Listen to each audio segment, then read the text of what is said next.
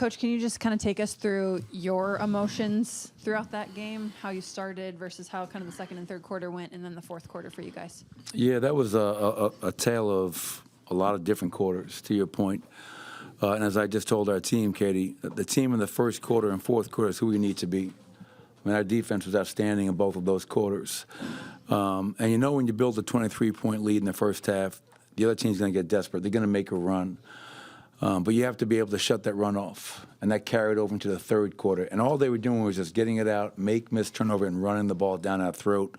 And we didn't have a lot of resistance for a while. But I have to give our guys a lot of credit to close, I think, on a 21-10 run and to win this game by 1 point when we easily could have just given up and let go of the rope. Our guys didn't do that. They haven't done that the whole season. Jamal Murray got going in the fourth quarter.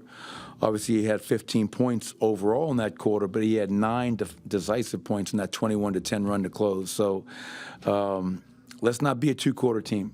You know, if we want to be a great team, if we want to be a team that's going to try to make some noise in this league, we can't try to play for 2 quarters. We got away with it tonight, but we have to be better. Talking about Jamal, are you guys saying anything to him throughout the game where he's having stretches where he's not making anything and then he finds his rhythm and gets going? Yeah, stay with it. I mean, it's, you know, Jamal is out there. He's fighting, you know.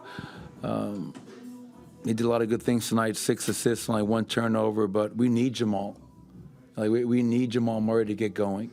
He knows that. We know that. So if he's not shooting the ball well, if he's taking the right shots, if he's defending, if he's making good decisions, then it's just stay with it because we know what he's capable of. And one of the coaches made an interesting point after tonight's game, very similar time of year, Portland game, coming back from his ACL. And from that point on, Jamal Murray was the Jamal Murray that we've all come to love. And maybe tonight's a game that can get Jamal going.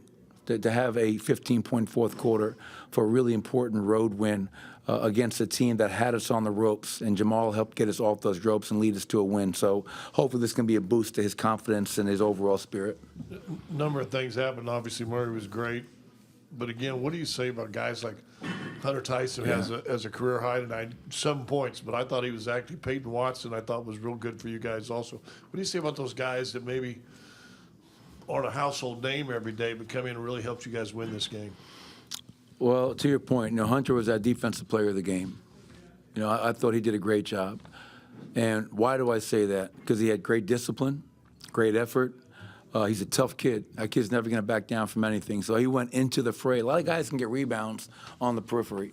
Hunter Tyson's the guy that goes in there in the fray and is not afraid to mix it up. I love that about him, and I wanted to reward his effort because he's a guy that's been biding his time. CB is out. He gets an opportunity to play, and I thought Hunter, Julian, Peyton, as you mentioned, Scott, were all really important with this win tonight. And it's not always Nikola. It's not always Jamal. We expect greatness from them. But the other guys are just as important, if not more at times. Coach Malone, we had, 12 players that was in double digits tonight, including Julian Strawther, who you just mentioned. Talk a little bit more about his contribution, too. He shot 50% from the floor. Yeah, Julian was there was a stretch in the first and second half where we were running plays for Julian. He's a guy that comes off our bench, and he provides offense for us. He can shoot the ball. What I love about Julian is that he's not just a three-point shooter. He can put the ball on the floor. He can get to the cup. Very good finisher. He can also be a playmaker for us. And, you know, his 13 points, 4 rebounds were important. Peyton Watson's 9 points, 4 rebounds were important. And Hunter Tyson we just talked about. So those guys fought for us. Julian Strawther fought, contributed, and it did so in a very efficient manner to your question. And he plays, you didn't mention it too, you know, talking about Julian, he plays with a lot of discipline too. He seems so comfortable out there. You've probably been seeing that all season. Yeah, I saw it last season, to be honest. You know, Julian was in our rotation as a rookie last year, first 40 games. Then he had a knee injury with his meniscus, and he wound up, you know, missing most of the rest of the season and didn't get a chance to play a lot in the playoffs. But coming into year 2, he had an outstanding summer. Played great in Vegas for Summer League before we shut him down, and was in our gym every single day working on his craft. So it's no secret when guys have success. They put a lot of work into it, and Julian's definitely done that. My last question before I pass the mic. Aaron Gordon did get you off to a good start. Those first 28 points, he had 14 of them. Could you talk about his power moves out there? Yeah, I mean, well, that's the luxury we have. You know, some guys, some teams, you know, they play small. Some teams they play big. We have a true power forward. Aaron Gordon is a power forward, and I think that was on display tonight. Sitting down in front of the rim, getting big, putting pressure on the defense, living in their paint.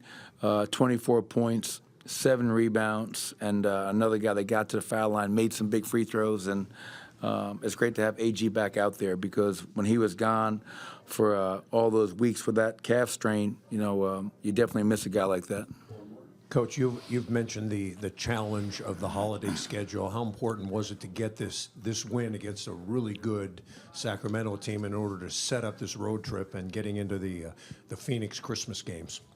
Yeah, obviously it's always one game at a time, you know, as you know, Chris. But starting off a 3-game road trip is always nice to go on the road and get a win. And you know, like the Atlanta game, you know, who had won 6 in a row. These guys, I think, were 4-1 in the last 5 games, playing at a high level. So to go on the road and beat teams that are playing at a high level, you know, you wake up this morning, we're in 5th place, and now we're 14-10, I believe, and we haven't played our best basketball. We've had a lot of guys out missing games, so we're just trying to stay with it, stay together, knowing at some point we're going to hit our stride. But yes, it's great to start off this trip with the win. Now we go to Portland, another part of this trip, and hopefully we can get another one before moving on to New Orleans. And then you're in that 5 games in 7 days, bah humbug, the Scrooge, whatever you want to call it. But you know, we'll be together. We're a family, and we're going to stay together. Thanks, everybody. Appreciate it.